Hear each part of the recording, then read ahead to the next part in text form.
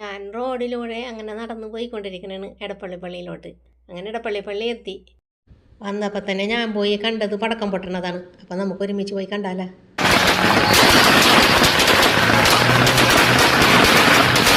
അങ്ങനെ പടക്കം പൊട്ടലൊക്കെ കണ്ടു കഴിഞ്ഞിട്ട് പഴയ പള്ളിയുടെ മുൻവശത്തോട്ട് വന്നപ്പോഴത്തേക്കും ഭയങ്കര ജനം, തിരക്ക് കൊണ്ട് ഒരു രക്ഷയില്ല. ഇന്ന് തിരുസ്വരൂപം എഴുന്നള്ളിക്കലാണെന്ന് അവിടെ എഴുതി വെച്ചിട്ടുണ്ട്. ഇത് പഴയ പള്ളിയുടെ ഉൾവശമാണ്. ഇതിൻ്റെ അകത്താണ് ഇന്ന് കുർബാന നടത്തണത്.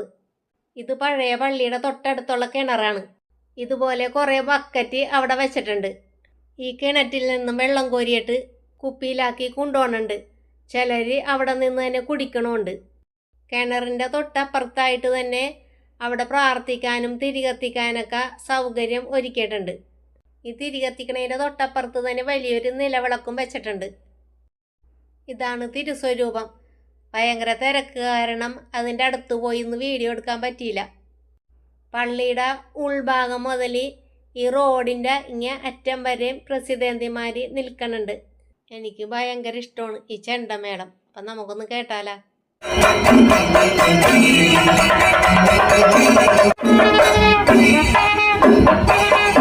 ഇതാണ് ഇടപ്പള്ളി പള്ളിയുടെ പുതിയ പള്ളി. ഇതാണ് പുതിയ പള്ളിയുടെ മുൻവശം. ഈ മുൻവശത്ത് മുകളിലായിട്ട് കുട പോലത്തെ ഒരു ഡിസൈൻ ഇങ്ങനെ പണിത് വെച്ചിട്ടുണ്ട്. അത് കാണാൻ നല്ല ഭംഗിയുണ്ട് കേട്ടോ. അകത്ത് കയറി വീഡിയോ എടുക്കരുതെന്ന് അവിടെ എഴുതി വെച്ചിട്ടുണ്ട്. അതുകൊണ്ട് ഞാൻ പുറത്തു നിന്നാണ് പള്ളിയുടെ ഉൾവശമൊക്കെ വീഡിയോ എടുത്തത്. പുതിയ പള്ളിയുടെ അകത്തെ ഭാഗങ്ങളൊക്കെ കാണാൻ നല്ല ഭംഗിയുണ്ട് കേട്ടോ.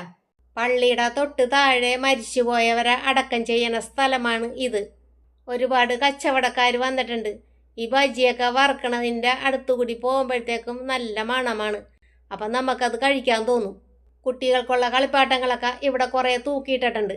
ഇപ്പുറത്തേക്ക് നോക്കിയപ്പോഴത്തേക്കും മാല വിൽക്കണ കട കണ്ട്. ഒരുപാട് നല്ല നല്ല മാലകളൊക്കെ ഉണ്ടായി. പക്ഷേ എനിക്ക് ഇത് ഈ മാലയാണ് ഇഷ്ടപ്പെട്ടത്.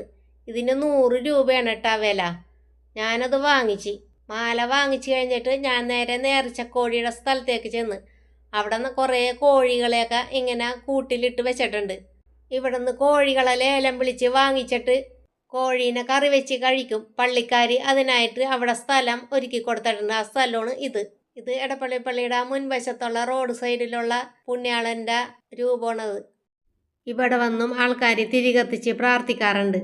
പള്ളിയുടെ പരിസരത്തൊക്കെ ചുറ്റി നടന്ന് വന്നപ്പോഴത്തേക്കും രാത്രിയായി.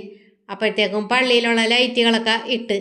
അപ്പോൾ അത് കുറച്ച് നേരം ഞാനങ്ങനെ നോക്കിയൊക്കെ നിന്നിട്ടാ. അതൊക്കെ കാണാൻ തന്നെ ഒരു പ്രത്യേക ഭംഗിയാണല്ലോ. ഇനി ഞാൻ വീട്ടിലേക്ക് പോണേണ്. ഇന്നത്തെ പെരുന്നാൾ വിശേഷം ഇത്രയേ ഉള്ളൂ. ടാറ്റാ. പഴയ പള്ളിയിൽ കുർബാനയൊക്കെ നടക്കണോണ്ട് പുതിയ പള്ളിയിൽ നല്ല തിരക്ക് കുറവാണല്ലോ. അപ്പം ഞാൻ വിചാരിച്ച് ഇവിടെ നിന്ന് ചെറിയൊരു വീഡിയോ എടുക്കാമെന്ന് എന്നെ തന്നെ. അങ്ങനെ നടക്കണേണ് അങ്ങോട്ട് എടുക്കാനായിട്ട്.